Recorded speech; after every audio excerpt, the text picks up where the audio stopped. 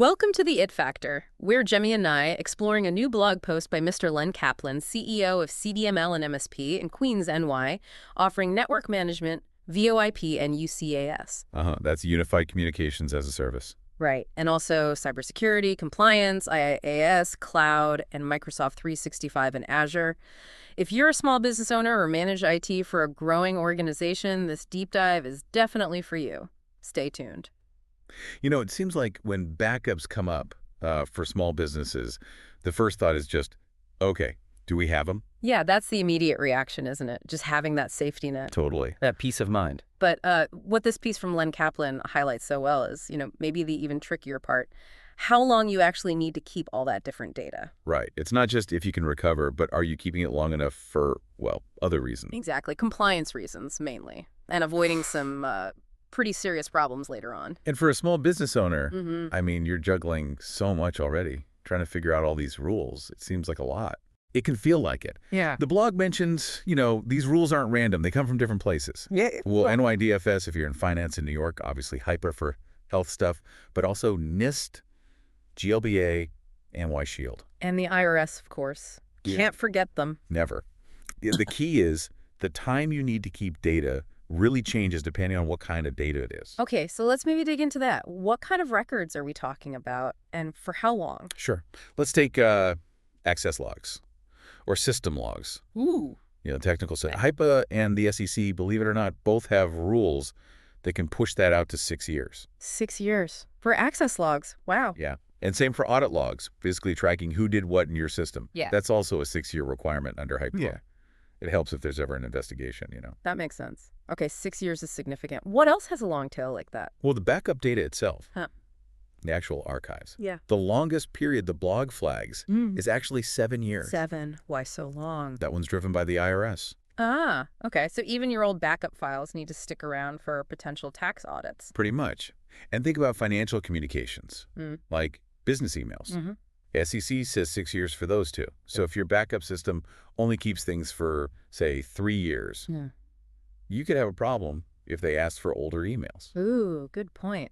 So your backup plan has to match these longer retention needs? Exactly. Yeah. And tax returns, obviously, plus all the documents that support them. The stuff everyone loves keeping track of. Right. That's also under the 7-year IRS rule.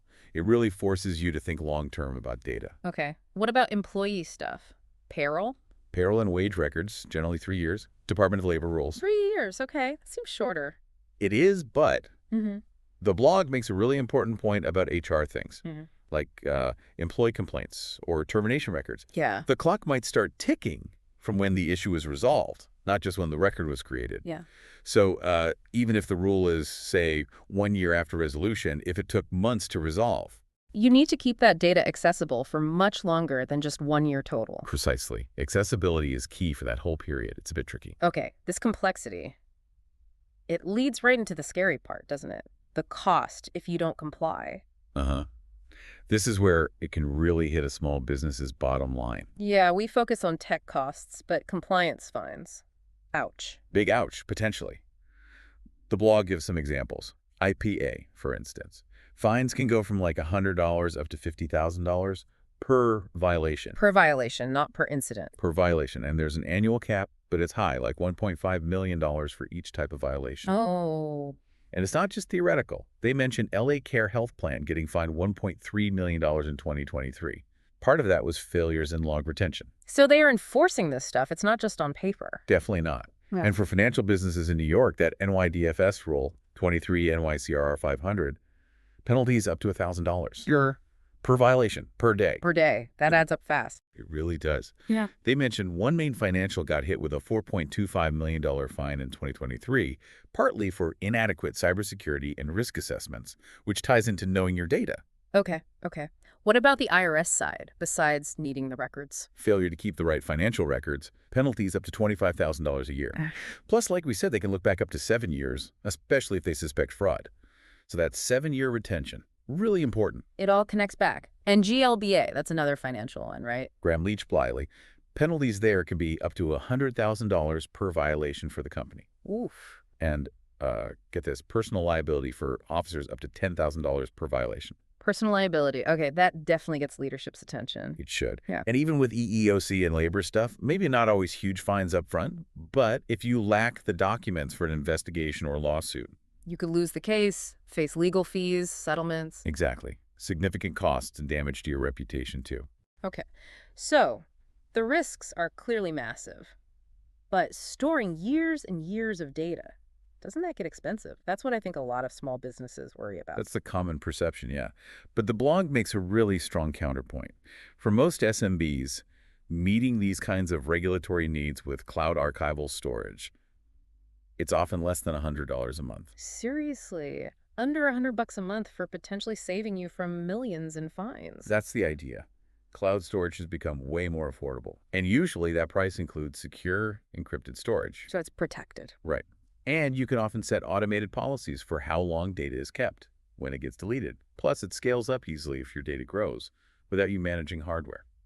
So it's not this huge, scary capital expense anymore. Not usually, no. It reframes storage, really. How so? It's not just an IT cost line. It's risk management. It's business continuity planning. It's a compliance investment. Right, an investment to avoid those massive potential costs we just talked about. Exactly. The blog lists the benefits clearly, protects you in audits, helps you avoid fines and legal fees. Keeps evidence if you need it for disputes. Maintains client trust, which is huge. And of course, the original reason for backups, it saves you from data loss due to hardware failure or ransomware. So wrapping this up, the big message for small business owners listening, it's not just do I have backups? Yeah, not at all. It's do I know how long I legally have to keep all my different kinds of data? That's the crucial question. Having the right data for the right amount of time. Because getting that wrong? Well, the consequences can be really severe. It's about avoiding penalties, yes, but also just ensuring your business can keep running smoothly long term. Well said. It's shifting from just reactive backup to proactive, compliant data management. Definitely food for thought. So maybe the thing to mull over is looking at your specific business, the regulations that apply to you. Are you really, truly confident, all those different retention periods?